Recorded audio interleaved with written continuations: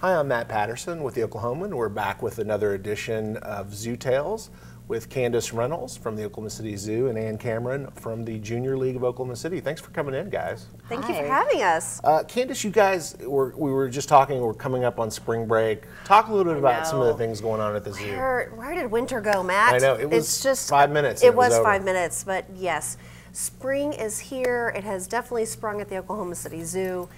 It's one of our favorite times of the year because the zoo starts coming into bloom and we get to have all of our great friends and families and members come and visit. So we have a lot going on. We have spring break camps through our education department. So if you are looking for something for those kiddos to do during the daytime, we have lots of spots still available, and those are for ages 4 to 11. The zoo's open every day. And I was sharing this with you. When you do come out for your zoo experience, you will get one of our brand new maps. We're very excited about this. We just had these redone, big, vibrant colors. We've got some new animal icons on here, so it's very easy to navigate and find your way to all your favorite zoo places. So yeah, very excited about this. And then on the back, I guess to tell you all about all the things happening. So is that a daily, every day you guys will print absolutely. those out? So we have these every day. These are our daily adventures. We have our keeper connections. We have the sea lion and lorikeet feedings and all the different attractions that are happening. So it's all right here for you with your brand new zoo map. And I think I see at the bottom, what is that at the bottom? What was at the bottom? Is that Sanctuary Asia, I think? Was that Sanctuary Asia? Yes, look at you. All right, nice. Yes, you really jumped. But yes, this is our So it's truly big up to date. That's not open. We should stress that's not open yet. But. Let's stress that. Yes, no, this is not open yet. It is opening this summer. We're very excited. But yeah, this is our brand new habitat that we're building back in. That's connecting our current elephant habitat. So June, July. Yeah, June, July this summer. Yes. But before then, a couple other things. You have Zoo Blooms. We talked about that briefly so before. Zoo Blooms kicks off this Saturday. That's our annual tulip festival. We have over 100,000 tulips that will be waking up. So beautiful. I know, it is beautiful. Yes, so get ready for all those great Instagram pics. Bring the little ones out in their Easter dresses. There's some footage right there you can see. But this is a lot of fun. It really does just bring vibrant color to the zoo and our accredited botanical gardens. It's a lot of fun. So that kicks off this Saturday, and we tell people that the tulips are in bloom for about 2.5 to 3 weeks. Yeah, it's quick. I mean, it is quick. Not something, yes, it really as the heat is. gets here, it's I know. But that is, I mean, I could see where a lot of parents would want to bring kids out because it makes a good background. It really does. It's a lot of fun, and just get out and walk around and enjoy being outside. Yeah. And what okay, so then after spring break in early April, actually Tuesday, April 3rd, we are hosting our annual Read Across Oklahoma event. This is our early literacy event for preschool age students. So this year's book is called Bernice Gets Carried Away, and it was written by Hannah Harrison, who is an Oklahoma native. And the cool thing is she was also the illustrator. So we're going to be bringing Hannah's book to life at the event, and the story of Bernice, who is a little bit of a cantankerous little cat until she gets around all her friends and she realizes, well, maybe the day that I'm having isn't that bad after all, because I have all these great animal friends, and it's just a fun story. She does look like kind of like Grumpy Cat. She on doesn't the cover. she? I know. We've met with Hannah, and I was like, oh, Hannah, does Bernice change? She's like, yes. She turns that frown upside down at the end of the book. It looks really well illustrated, though. I mean, it is. She did a great job. So Hannah will be at the event, which is 9 to 1 on Tuesday, April 3rd. All activities are free with regular zoo admission. We're going to have the Sugar-Free All-Stars there, who are a local children's fan. Everybody's favorite. They are a lot of fun. Hey, we're not the target audience, okay? But they get those little guys up and dancing. And yeah, we've got some great partners with that event, so very excited. And everything's on our website, or you can find the event on our event page on our Facebook.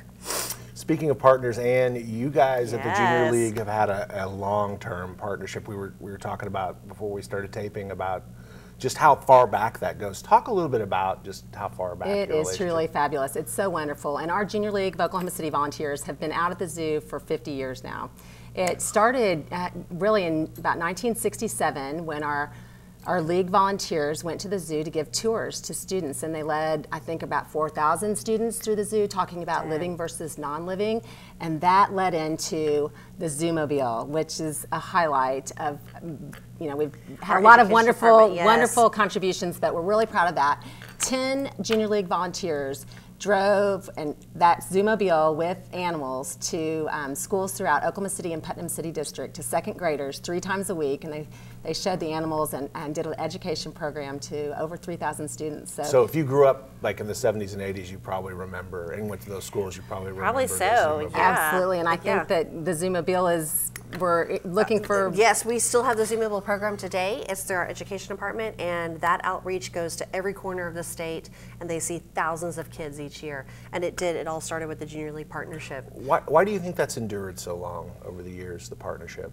Well, our organization we're all about training our volunteers to go out in the community and make an impact. And what greater place than the Oklahoma City Zoo serves over 1 million of our citizens every year, and it's just the animal education and being outdoors, and now we've got an arts and education component at the Jungle Gym, and I'm happy to tell you a little bit about that. That's we were going to get right into that. The latest project you guys have is the Jungle Gym. And it's not a brand new idea, because if you look back to our 50th, our bicentennial, we dedicated the very first creative playground to the zoo. And that was part of our 50th anniversary. Fast forward to the 75th anniversary, which was part of a joint venture with Oklahoma philanthropist Chris Cassee, who wanted to memorialize his grandmother, Eleanor Kirkpatrick. So he and the Junior League of Oklahoma City, over the course of 5 years, created a fund. He gave $50,000 per year for 5 years, and we matched that. And come 2004, we put $500,000 into the Jungle Gym playground, add 5,000 community volunteers and labor and supplies from the community. And so in the end, we contributed a $1.1 million playground that is designed and with input of over 3,500 children from 38 schools in the metro. Hands-on art. It allows people from diverse backgrounds to enjoy and interact with music and playgrounds. And so now, 90th anniversary, 15 years later, it needs a little facelift and a little growth. What are some of the things in store for the playground? All new slides and new paintings, new mural, and we're really excited. We are adding an ability whirl, which will allow children who use wheelchairs to ride on the merry-go-round, as well as an expression swing, which is a mommy and me swing. And so some neat new components, and this will be a shorter blitz, but we are urging community volunteers to go to the website, sign up, and come help us build this and renovate and just make it the great playground that it is for our city and for our children. And you mentioned that it's pretty popular. Oh, it's very popular, yes. It seems to be like kind of a gathering We've kind of laughed that, yes, the slides need to be replaced because they've seen a few little ones come through. But yes, it is very popular. We have families members that come in and say, we love the zoo, but this is Jungle Gym time, and we're headed over here to play. This is what we've come out for. I think we need 6,000 square foot more of the wood chips. That tells you how much has been added down over 15 years. They have been So we are, I can talk construction with you now. They're probably ground down pretty well. Several wood chips have found their way outside of the zoo and home with families. But yes, it is extremely popular, and it's a great element to the zoo because we are all about recreation and bringing families together with playing outside and enjoying time together and being around nature. And the Junior League just came in and helped meet that. So the Junior League is contributing $75,000. The zoo is contributing to it, and this community, this great community that we have, so many people are coming out. We're hoping for about 800 volunteers. Well, and if people want to volunteer, they can go to jloc.org/Jungle Gym. Yes. And they can. And on the site, they'll sign up for we have 3 shifts a day from April 12th to April 15th. So Thursday through Sunday, we'll be there for 3 shifts, so from 8 a.m. until dark. And come work a shift, a 4-hour shift. We'll feed you wonderful meal at the zoo, and I really promise it'll be lots of fun. It will be lots of fun. And we're looking for skilled and unskilled volunteers, so don't think about your abilities. I mean, there's something for everybody to do.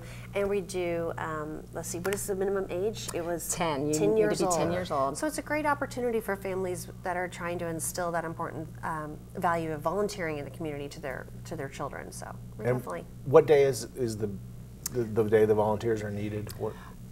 For 4 days, 3 shifts a day. Yep, Thursday, April 12th, starting at from 8 a.m. to noon, and then there's a shift from 12:30 to 5, and a shift from 5:30 until dark. And will that conclude the work? It'll be ready to go after that. Ready? You think? Yes, Okay. we are. So the blitz is April 12th through 15th, and then we will probably have one more cleanup day on the 16th. But we're hoping to get the jungle gym back open for zoo guests around the 16th or 17th. Plenty of time for summer. Absolutely. And the safari's away, right? Yes, absolutely. Well, very good, Candice from the Oklahoma City Zoo, and Ann from Thank you so much. From the Just Junior League of enjoyed being Oklahoma here. City. Thanks. Thanks for coming in one more time. If you want to sign up to volunteer, it's jloc.org/jungle gym.